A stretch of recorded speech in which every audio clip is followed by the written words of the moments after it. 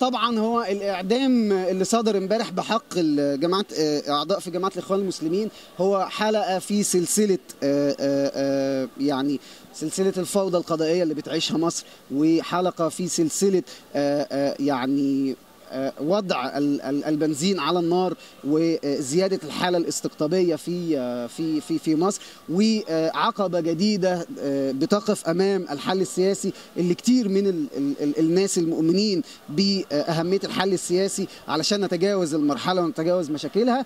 القرار طبعا احنا بنستنكره تماما وبندينه تماما، وبيؤكد انه منظومه القضاء في مصر محتاجه تعديلات، منظومه القضاء في مصر محتاجه اعاده هيكله. احنا ما بنتكلمش بحق القضاء، ولكن في النهايه مش هينفع نبقى زي النعام بندفن راسنا في الرمل. منظومه القضاء المصريه على محتاجه اعاده هيكله حقيقيه، لازم نقف مع بعض. انا بدعو كل القضاء المؤمنين باهميه اعاده هيكله القضاء المصري واعاده هيكله منظومه القضاء المصري، لان هم يسرعوا في عقد مؤتمر للقضاء للحديث حول كيفيه اعاده هيكله منظومه القضاء المصري، ومعها او يتبعها اعاده صياغه لكل القوانين المصريه، علشان نبقى بجد في دوله قانون، علشان نبقى بجد في دوله قضاء.